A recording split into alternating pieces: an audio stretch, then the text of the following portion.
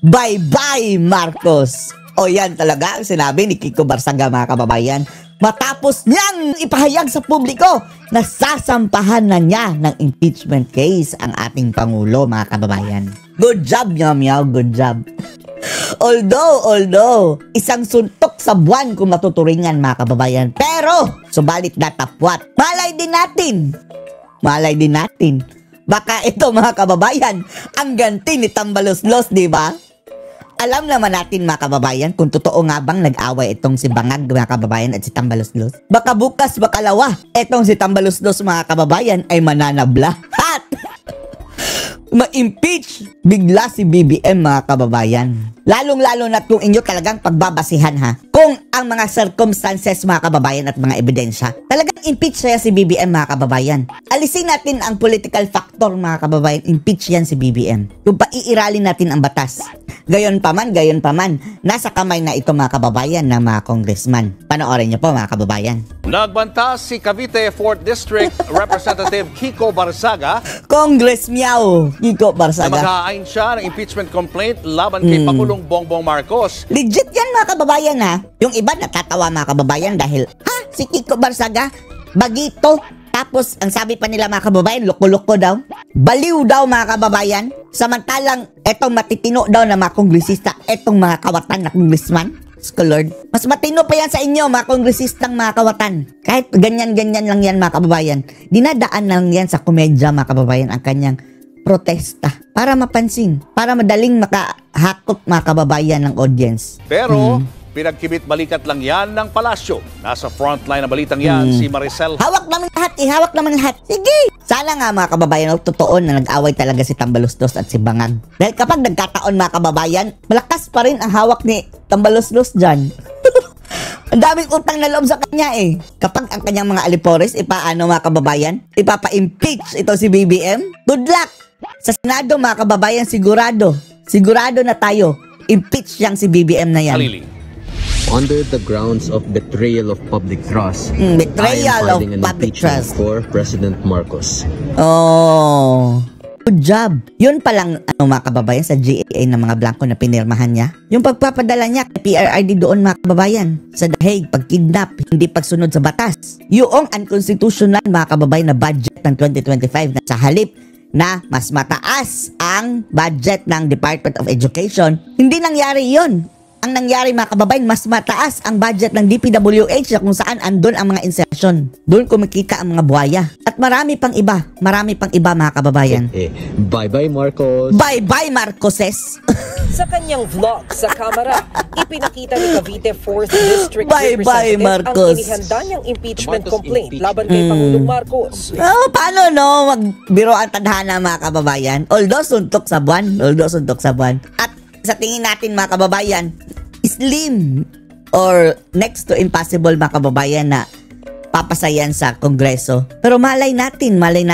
Umaasa siyang patatalsikin ng Kongreso ang Pangulo para masimulan ang investigasyon sa mga sangkot sa maanumalyang flood control project. Pero kailangan munang ihain ni Barzaga ang impeachment complaint sa House Secretary General. Pag nangyari yan, ito ang magiging unang impeachment complaint laban kay Marcos. Paano pala yung kay Cardema? Naghain din si Cardema, mga kababayan, hindi pinansin. Pero ang Malacanang, ito lang ang sagot. Ay, demonya. Leksay talaga yan, mga kababayan, no? Visit. Kapag nakikita, lalo-lalo na't naririnig natin ang boses niyan, mga kababayan. Ay, nako. Kaya hindi na tayo nagre-review ng mga videos niyan, kaya visit na Just a smile. Shut up! Sa panahon ngayon na marami ginagawa ang Tinig ng sinungaling, mga kababayan, oh. Yung barado ang ilong, palaging baradong ilong. Ay, Diyos ko, Lord. Hindi po pinapansin ang mga ganyang klaseng usapin. Lalo ka na, ulol ka. Busy ang Pangulo sa pagtulong sa Busy! Diyos ko, Lord, busy. mga kababayan natin. Ang tulong! Hoy, taga probinsya ng Cebu. Kumusta na kayo dyan? Nalindulan, mga kababayan. Tingnan nyo, matapos pumunta doon si BBM, nagpapansin, mga kababayan, mga alambre dito, yung kurente daw, mga kababayan. Kailangan pa na ikabit ng mga alambre. Kurente! gagamit ng alambre mga kababayan sa pagkabit ng kuryente. Subukan mo nga, hindi ka makuryente niyan. Ngayon mga kababayan, nag-party na. Nakita niyo yung video na piano-piano na mga kababayan, Mr. Lord. Wala nang follow-up mga kababayan sa mga nasalanta nating mga kababayan dyan sa Cebu. Bahala na kayo sa buhay niyo. Maraming trabaho para maiangat pa Angat, ang Pilipinas. Hindi para iba. Diyos ko, maiangat ang Pilipinas. Ang Pilipinas ngayon mga kababayan, ang sobrang pangit na ng mga kababayan imahe sa international na community. Binanatan din ng palasyo ang naunang Banat na naman ang animal. panawagan ni Barzaga na mag-resign si Pangulong Marcos. Hindi yan magre-resign dahil makapal ang mukha Dahil niyan. nang galing daw sa Malacanang ang katiwalian. Pwede po kasi magsalita ng walang ebidensya. Mayroon lang ang ebidensya eh. Yan yung nangyayari ngayon, di pa ba yung ebidensya? Madaling magbintang, madaling magsabi Bintang pa ba yan? kung ano-ano. Andyan na sa Kung walang harapan. ebidensya, Mm. hindi dapat paniwalaan. Ulol! Huwag tayong makipagdebate sa siraulo mga kababayan. Makarating man o hindi ang impeachment complaint, trabaho na raw ito ng Kamara. Mm. Nagbabalita mula sa Frontline. Sana sana ma-impeach na mga kababayan. Sana magbiro ang tadhana itong mga bata ni Tambalos-dos gantihan si BBM mga kababayan sa ginawa niya sa pagpapatanggal. Mag-away kayo. O baka drama na naman yan mga kababayan. Ewan lang natin itong mga kababayan, gobyerno ni BBM. Ay Diyos ko Lord, puro drama. Tingnan nyo nangyayari sa ating bansa. Wala na. Kawawa. Dahil puro drama. Talagang people power na po ang solusyon. Bakit po? Well, unang-una, tagal na natin nananawagan mag-resign. Ayaw naman talaga mag-resign. So talaga, ayaw yan mag-resign. Hindi talaga siya voluntaryo magre-resign. Ang ating aasahan talaga Nagnag parang yan nangyari kay Erap na talagang constructive resignation o talaga yung nangyari sa tatay niya na talaga napilitang lumayas na ng Pilipinas dahil alam niyang baka lusubin siya ng taong bayan sa palasyong na Malacanang. Well, sana wag naman po humantong sa ganun dahil ang gusto natin mapayapa dahil tayo naman mga Pilipino. Yan si BBM, mas malala pa yan sa tatay mga kababayan. Sa tingin natin, mas reasonable pa yung tatay. Yan si BBM, handa yang makipag-gurguran mga kababayan. Sigurado tayo kapag may people power. Yan sa made in Malacanang, gusto nga yung mga kababayan. Parang gurguring lahat ng mga laban kong laban. Naka-uniform na ako. Yan ngayon mga kababayan, baka pa yan. Gagamitan pa siguro ng, malay mo, airstrike. Natin. Tuwawa kayo. Tayo nagbigay ng people power sa mundo Nasa na frontline. mapayapa at walang nagdadanas ng dugo. No? Pero sana nga po, pagdasal natin na ang pagbabago ay maging mapayapa at maging sana ang mauna doon mga kababayan, sinababalo. Ayun si Babalo, nabato ang mukha mga kababayan. walang pagdadanas ng dugo. Pero di po natin alam kung ano mangyayari. Pero siyempre po, ano ba yung mga kondisyones para mag-people Kondisyones? power? Yung galit ng taong bayan. Sa tingin ko po, yung galit ng taong bayan ngayon, mas matindi pa sa galit ng taong bayan kay Marcos Jr. dun sa pandaraya ng eleksyon. Yung kasi September 21 na rally mga kababayan, parang sinakyan din ng mga bangag do. Ay nako. Parang para madilyot ba kababayan, mayroon ding grupo ng mga makamarcos ba kababayan nakipag-rally. Bakit ko po nasasabi yan? Well, dati-dati kasi, hindi ka talaga po pwedeng mag-isip ng masama laban sa Marcos sa senior administration. Dahil Kulong ka. Alam ko po kulong ka. nangyayari ngayon yan. May mga ibang vloggers na pinicturan lang yung ulo ni Marcos Jr. Kinulong. Sinabihang bogo.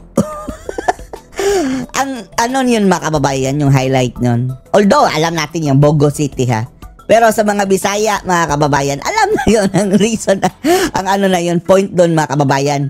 Yung Bogo sa Bisaya, bugo, meaning bobo. Nakaturo sa ulo ni Marcos mga kababayan. At ang sabi nga ng marami, bakit naman yung mga kongresista na bilyon-bilyon ng mga ninakaw, trilyon-trilyon ng ninakaw, hindi pa nakukulong pagkatapos ng napakatagal na panahon, 4 na buwan nang nakalipas. No? Bakit sila hindi pa rin nakukulong? Pero mga panahon kasi ni Marcos talagang bulong-bulungan lang. Ako po'y lumaki na nagmamarcha-marcha kami sa Talahiban. Marcha. Yung mga kalabaw at sinasabing, Marcos, resign. Marcos, resign. Marcos, resign. Mga bata kami na nagmamarcha sa Talahiban. At naalala ko yung mga lolo ko, nagmi-meeting doon sa aming bahay sa Sukat. No? Na ang tawag namin dati ay gubat kasi nakatira kami, not gubat kundi bukid dahil yun talaga kabukiran namin, no? Yung mga panahon na yun nakatira kami sa Pasay pero nagpupunta kami ng weekend sa bukid hanggang lumipat na nga yung lolo ko doon, nagsimula ng Paranaque Construction Parko, Hollow Blocks Factory at siya na ang gumawa ng buong BF Homes at Paranaque kasabay ang mga bilyar at ang mga agire ng BF Homes, no? Pero anyway, mga panahon na yun may mga kalabaw kami doon.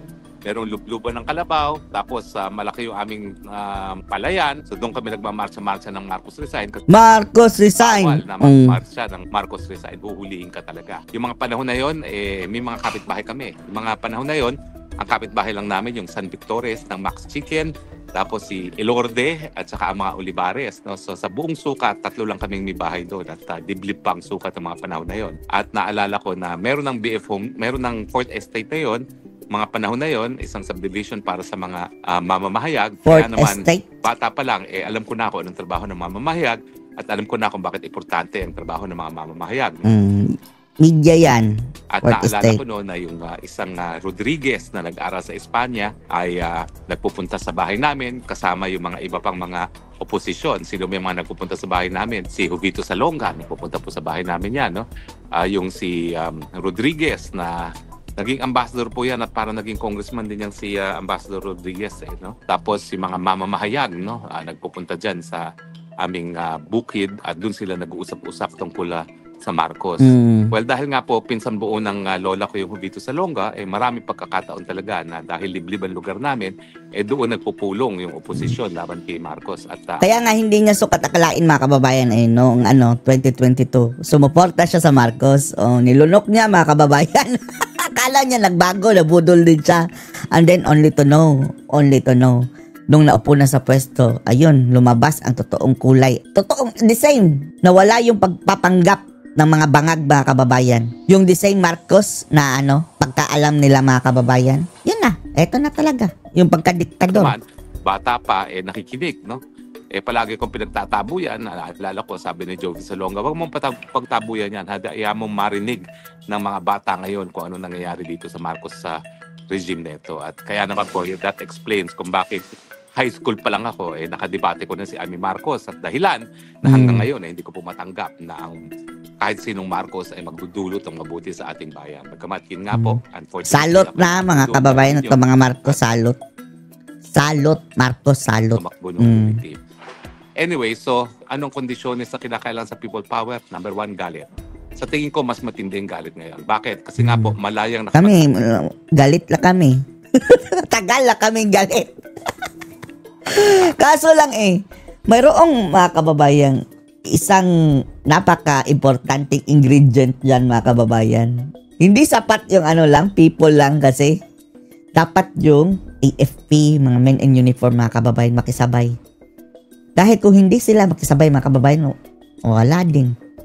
Yan mga kababayan ang kinukontrol ngayon nila ng Agba. taong bayan ngayon. Sana nga lang na dumating ang panahon mga kababayan na wag na lang natin yan bagditin ha, baka tayo ma-inciting to sedition. Dati-rati po, bulo. Sana nga lang, ang ibig natin sabihin, sana matablan si Bangag na mag-resign.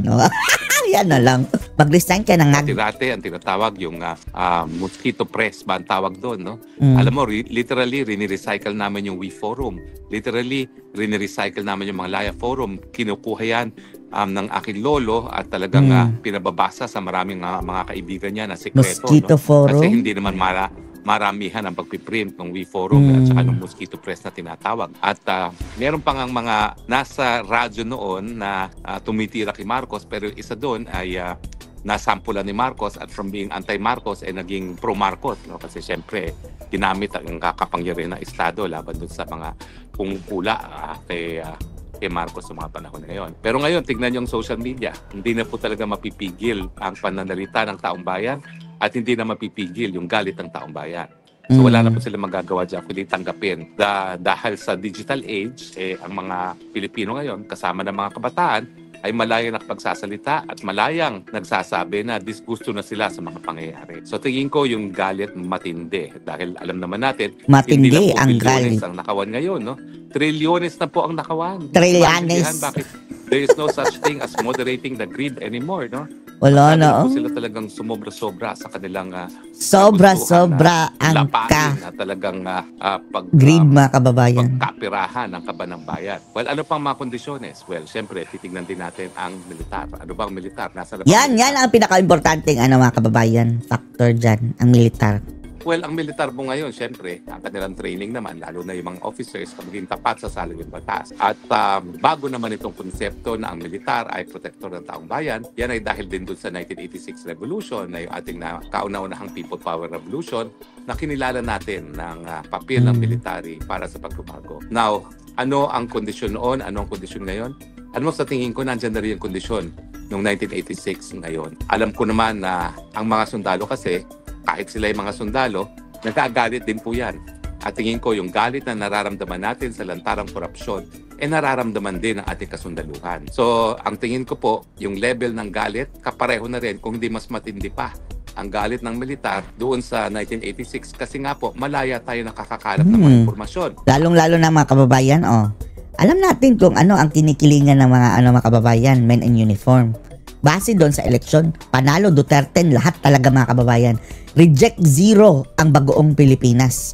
Tapos, ang ano lang naman, loyal kay BBM dyan mga kababayan, yung mga matataas, yung mga general, yung malapit sa kaban mga kababayan, busog na busog yan. Aking hinihimok nga ngayon. Pero yung talagang marami, Duterte yan. Yung mga kasama ko sa Pilipinas, i-publish nyo yung mga bahay ng mga Romualdez, publish nyo yung mga bahay ng mga po, para makita nila kung gano'ng karangyakan nilang mga buhay. Maalala nyo kasi, yung kay Erap Estrada, pinakita natin isa-isa yung mga bahay sa Forbes ni Erap sa iba't iba niyang mga kapartners. No? At doon talaga nagkaroon ng galit ang taong bayan. Sobra-sobra na ang pangungurakot ng mga panahon na yun. O at least, sobra-sobra na yung pamumuhay ng marangya na hindi naman tugma para sa presidente ng isang mga bansa na gaya ng Pilipinas na kalahati ng populasyon ay nagugutom. So, yan po ang aking panawagan, no?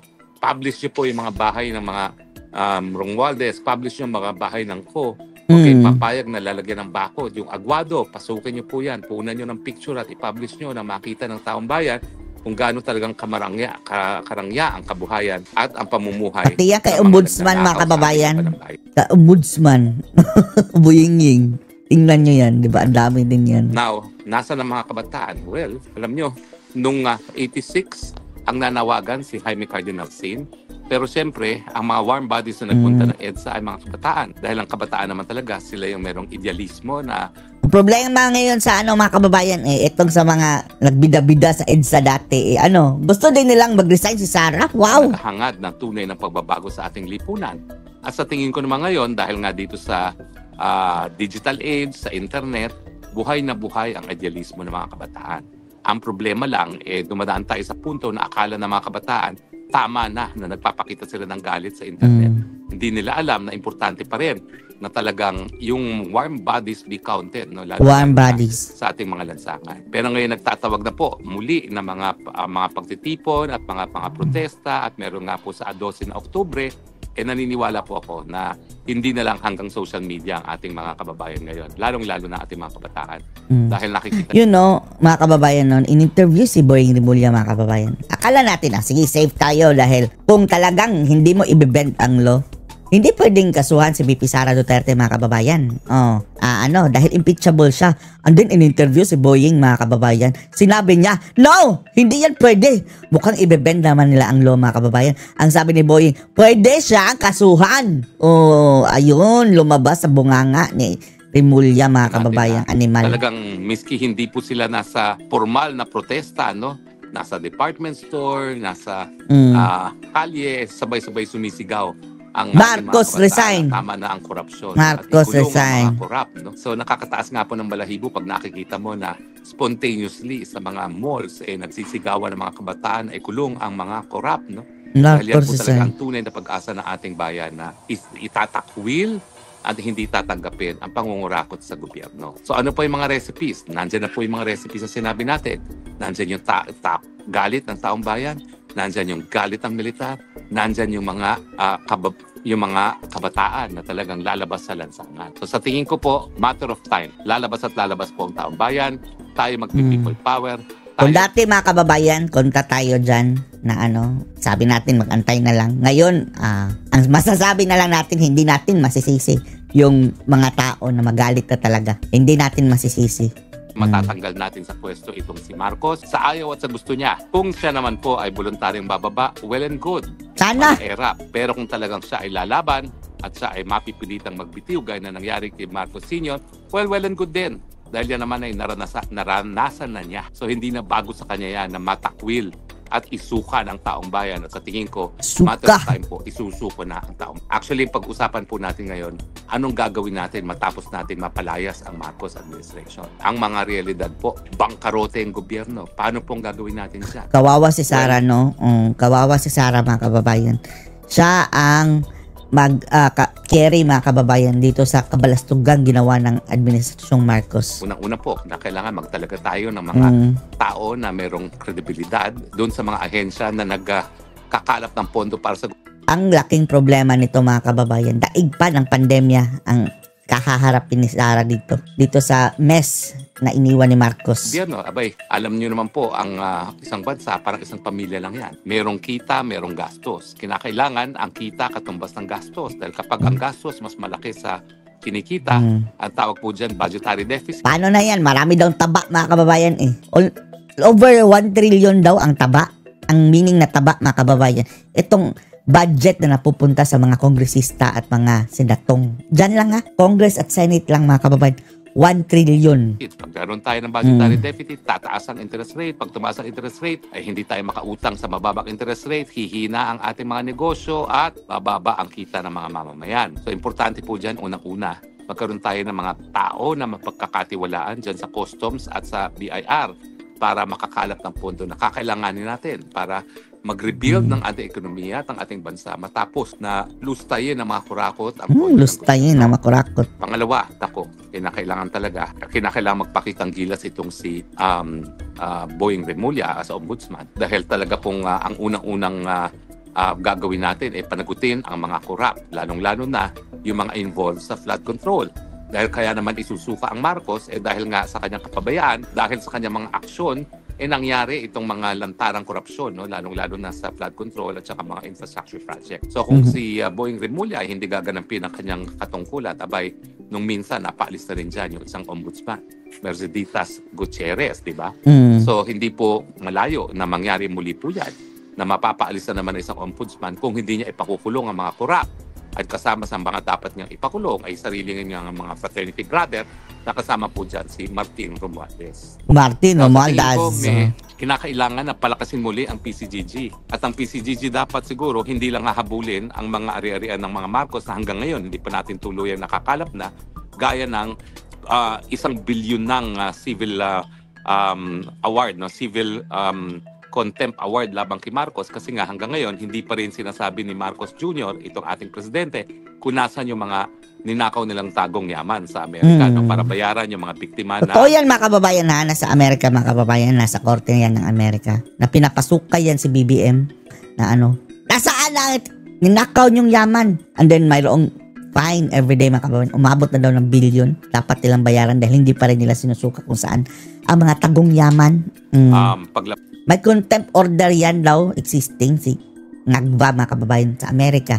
Mayroon ng immunity dahil presidente siya, pero kung hindi na siya mga kababayan, hindi na siya presidente, hindi na yan makakapasok na hindi nakukulong doon. Bag ng karapatang pantao. So kinakailangan natin ng bagong PCGG para hanapin yung mga tagong yaman na hindi pa natin nakukuha hanggang ngayon mula nung pinatalsik natin ang Marcos sa senior. Kahit kalimutan na yung sa senior, ito na lang sa junior, mga kababayan. Yung mga kababuyan nila. At kalapin at ibigay mo sa gobyerno ang nakaw ng Marcos Jr. kasama ang kanilang mga cronies. Ang mga cronies naman nila, yung mga Chinese Filipinos na alam nating lantaran na involved sa agriculture smuggling, no? At saka yung iba't iba pang mga nakinabang sa kanila, no? Yung mga nag-angkat ng bigas na sila na rin na nagsasabi na nagre-recommenda na mag-angkat ng bigas. Abay, sila pa ang binigyan ng karapatan na mag-angkat ng bigas. So lahat po yung mga nakaw, mga kayamanan na ninakaw sa kaban ng bayan, dapat yan po ay maisole. Hindi ko lang po alam kung yan ay sa pamamagitan ng PCGG o isang bagong ahensya kasi kinakailangan po palawakin ang mandato ng PCGG. Ang PCGG kasi para makalap yung nakaw na yaman ng Marcos Sr., ngayon meron ding nakaw na yaman ang Marcos Jr. Asawa ang mga Romualdez. Iba pa yung ninakaw na mga ninunok ng Romualdez at ng mga Marcos sa mga ninakaw ng mga Marcos Jr. at mga Romualdez ngayon. At yung mga anak nila, mga kababayan, makalap natin at mabigay sa taong bayan. Now, kinakailangan talaga grabe matanggal ang Marcos. korupsyon. Siguro, ay nako, Marcos. hindi ko lang maintindihan kung paano natin magagawa ito, ha? Pero talagang kung magpapatuloy pa rin ang sistema na nandyan ang Kongreso, talagang hindi natin mabubuwag tuluyan yung korupsyon na nangyayari pagdating sa infrastructure projects. Kasi magre-report ang mga district engineers at regional engineers sa mga politiko. Kaya nga iniisip ko, dapat siguro talaga buwagin din ng Kongreso. Kaya lang, kinakailangan kasi sangayon sa saligang batas dahil kapag hindi natin sinunod ang saligang batas, wala rin magiging legal na basihan para sumunod na mamuno ay si VP Sara. Ulitin ko po, no, kung kayo po ay nagnanais na si VP Sara ang siyang mamuno, kinakailangan hindi mapawalang bisa ang ating saligang batas. Bagamat, kapag nagkaroon ng revolutionary government at ang militar na siyang gagalaw para matanggal ang Marcos Jr. na susunod. Alam nyo, ang pang-counter ng mga bangag dyan, mga kababayan, na maghunta. Si Gibo ang kanilang iuupo daw. Ng taong bayan. Same pa rin. Kita talaga ang VP Sara as constitutional successor bilang presidente at babaliwalain na ang saligang batas. Pwede rin yun. Dahil sabi naman ng Korte Suprema, nung kinatigan niya ang constitutionality ng Cory Aquino government, ang isang people power, ang isang revolutionary government na suportado ng taong bayan, ay isang ayon pa rin sa batas, no? Dahil ang kapangyarihan nga ay nasa kamay ng mamamayan. So, dalawang po yan model, no? Yung ERAP model na resignation, everything as is, kaya lang ang problema nga, paano ang Kongreso?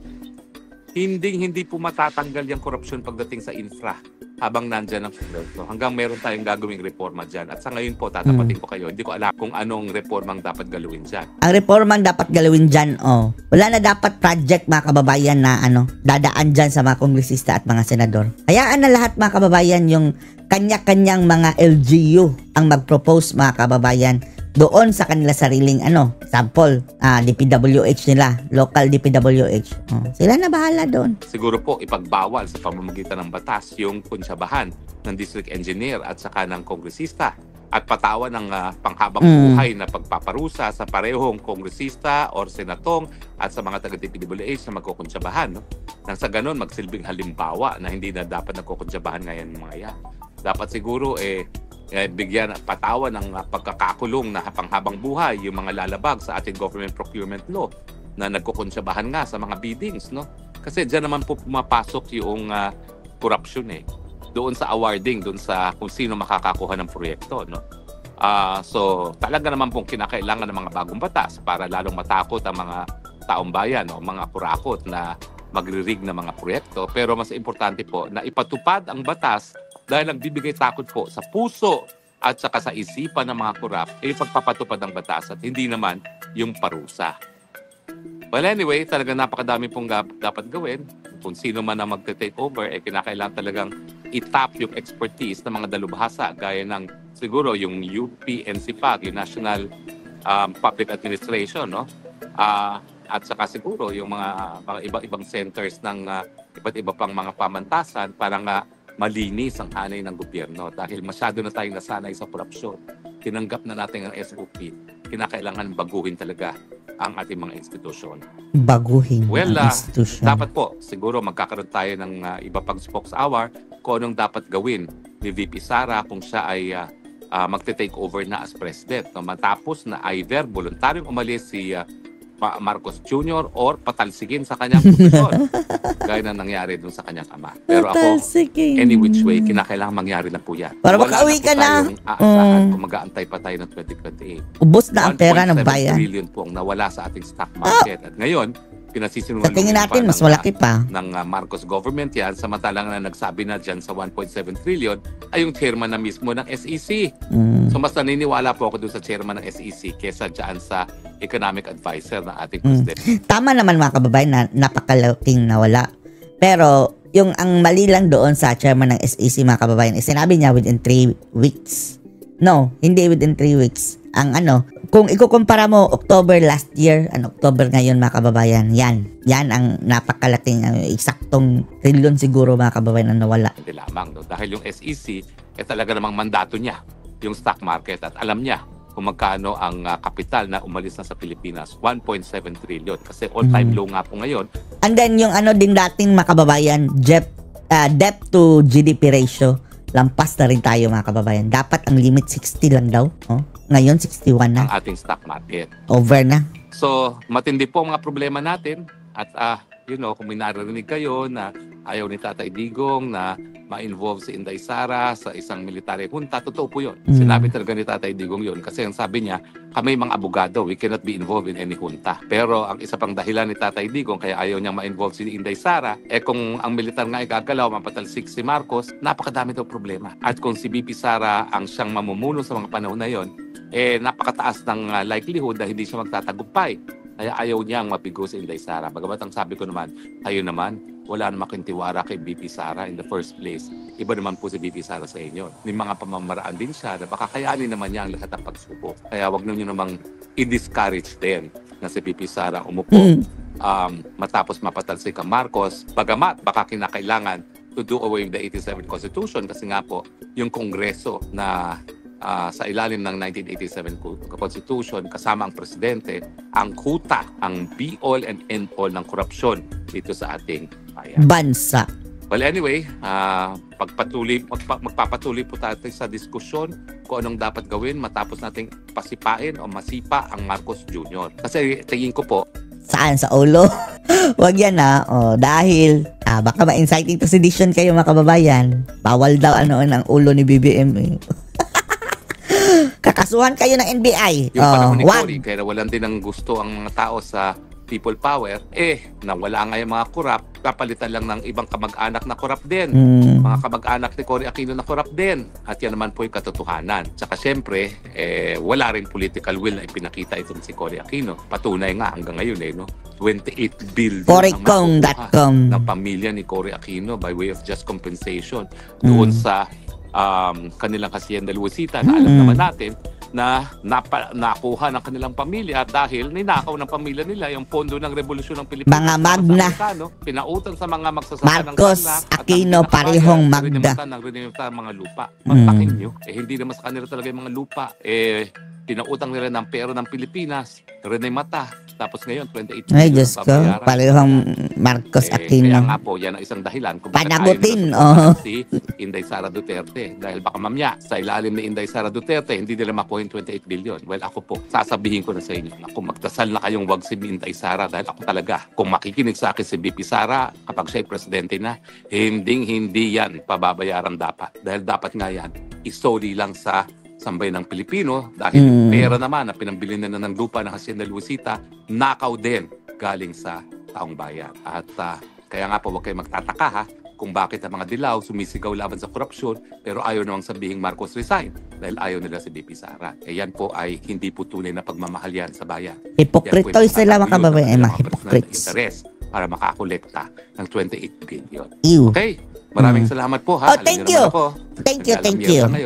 Lamierda. Sige, good luck sa imong lamierda. Ano masasabi niyo dito mga kababayan? Post your comments below.